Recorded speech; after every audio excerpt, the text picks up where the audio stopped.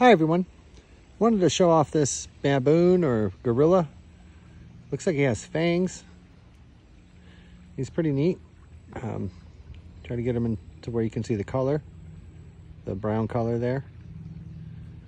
It's very interesting. Also has some other images on it as well, but I think the gorilla really comes out very well. You see how this is just a American totem. See how there's little old man faces on here. It's the classic medicine man face, we call it, with the big cheekbone, the tall head. Really interesting stuff. When you start to look at the color, you may notice bird heads and petroglyphs actually painted onto the stone. Right here's a circle for an eye with the bird beak on the interior of the stone. It's my estimation that they might not put everything on the edge of the stone just because there's more space on the interior, and some of the nicer portraits they wanted to keep and make sure that they wouldn't get damaged. Something on the edge, like a big statue like this, can withstand a couple knocks. On the top here, we're going to see bird beaks. Again, as we always talk about, recessed beaks. You can see how the tail feathers of the birds are coming down here. So forgetting about this beak and just looking at this top section here, you can see bird heads on both ends actually. But the one that we're looking at is just the small one right here with the little diamond eye.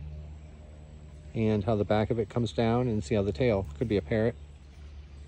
Or it's like a finch with the beak like that. Turning the stone like this, we're gonna see a human image painted in. These big nose, big chin characters. The eye is right here. The recessed nose, I guess you could say, and the little line right here for the mouth. There's different faces though. You can see an eye here. There's several, so the one I'm pointing out might not be the one that you see. Looks like we have a surface image here with the two eyes exactly the same coming at us right here.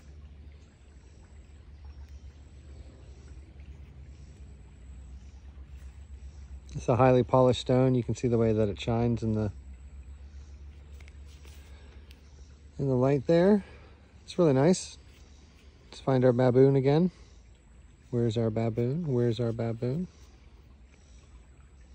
It's a nice right side with that weird carving for an eye there. Mean face.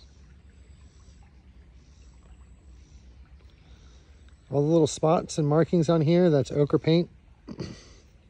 You guys know about ochre paint. It's made by crushing up iron. All these little spots are probably little symbols, little birds, fish, different animals. The level of detail is beyond recognition by our modern minds. You wouldn't recognize it unless you studied the art. See how there's just a bird head here on the top?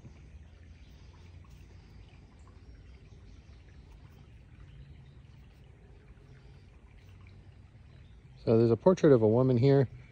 You can see how the red hair, and dare I say red hair, but we'll go ahead and tilt it a little bit. See how there's a line right here? Two lines.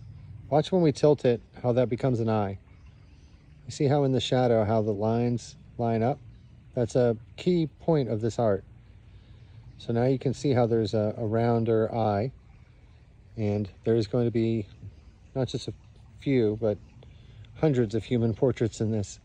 That's what all these little ripples and markings are. There's mammoth, more than likely, trunk right here.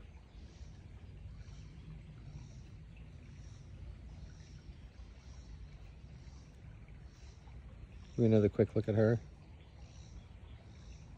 Maybe in different lights.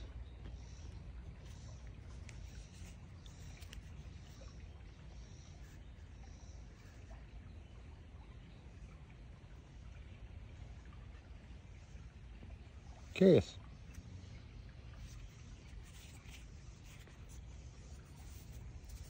Can't even find our gorilla anymore. There he is. And back where we started. So some of them are very easy for us to see, as you can see, but as just demonstrated, a lot of it is a learned style of art. It's a skill, and it takes a little while to learn. But once you do, it's a whole world in there. So thank you for watching. Have a great day. Bye-bye.